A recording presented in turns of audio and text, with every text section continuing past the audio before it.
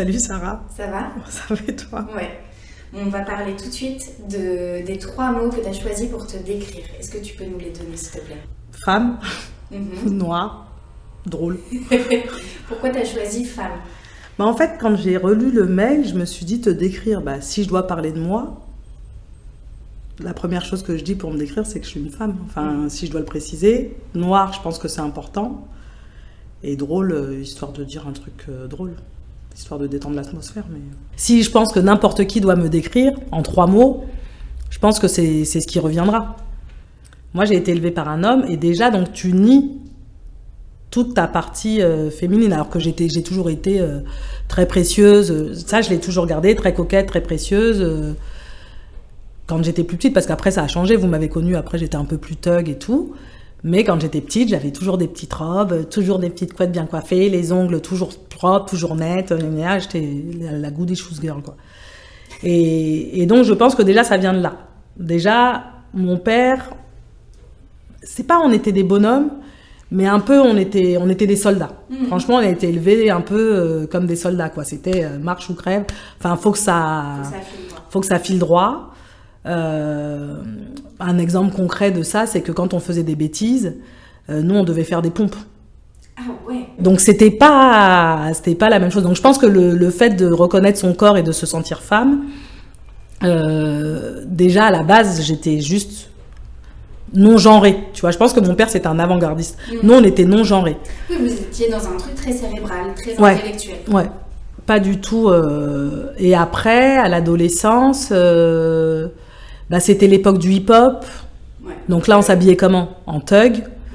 Fallait avoir des joggings larges. Moi, je me souviens, je venais au lycée, j'avais un jogging jaune pétant, poussin. Merci de savoir. Enfin, tu vois, on était des clones. On était non genrés. En réalité, il y avait rien. Donc voilà, je sais pas si j'étais très féminine à l'adolescence et post-adolescente. Mais en tout cas, mais j'avais que des potes mecs.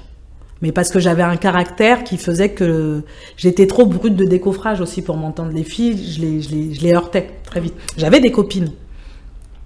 J'ai toujours eu des copines, mais mon crew, c'était plus des mecs. Mais après, en grandissant, tout doucement, tu vois, de la bande de mecs que j'avais, j'ai eu une bande de copines. Tu vois, et aujourd'hui, j'ai une bande de copines, mais ça s'est fait, oui, autour de mes 30 ans. Mais par exemple, moi, jusqu'à 30 ans, je me maquillais pas, j'avais pas de maquillage. Je me suis maquillée, j'ai acheté du maquillage pour la première fois quand je suis partie au Tchad. Parce que je me suis dit, tu vas vivre en Afrique. En Afrique, les gens, ils se maquillent. Tu vas être invitée à des soirées, à des trucs. Donc, j'ai appelé ma petite sœur, qui, elle, est vraiment girly. Et du coup, elle m'a accompagnée à acheter un petit peu de rouge à lèvres, un mascara, pour que je sois un peu plus féminine. Mais je pense que c'est vraiment arrivé petit à petit. Je pense de par mon éducation et peut-être, mais j'ai du mal à dire que c'est lié à mon accident parce que malgré tout, j'ai toujours été après, j'ai toujours mis des robes moulantes. Enfin, j'ai toujours adoré mon corps. Je me sens, alors vous allez dire, je me la raconte, mais moi je trouve que je suis bonne. moi, je me sens bonne. Je me regarde et je me dis, meuf, t'es trop bonne. Tu vois, les gens, ça les fait toujours rire, mais c'est vrai. Ça veut dire que je verrais une meuf qui a mon corps. Moi, j'aime mon corps. C'est tout ce qu'on veut entendre. Moi, j'aime mon corps. Non, mais je sais pas, c'est plus sur l'identité féminine, c'est-à-dire que tu sois en accord avec ton corps, c'est une chose, mais l'identité d'être une femme, c'est pas la même chose que... Mais je pense que c'est beaucoup lié déjà au corps, parce que de se sentir bien, dans son corps, je pense que justement, et c'est là où peut-être que je serais pas une femme, parce que les femmes, elles ont toujours des complexes en fait. Beaucoup de femmes ont des complexes par rapport à leur corps. Parce que et j'ai une pote qui m'avait dit ça justement, et c'est elle qui a relevé ce sujet, parce que quand je lui ai dit ça, je lui ai dit, moi je me trouve trop bonne.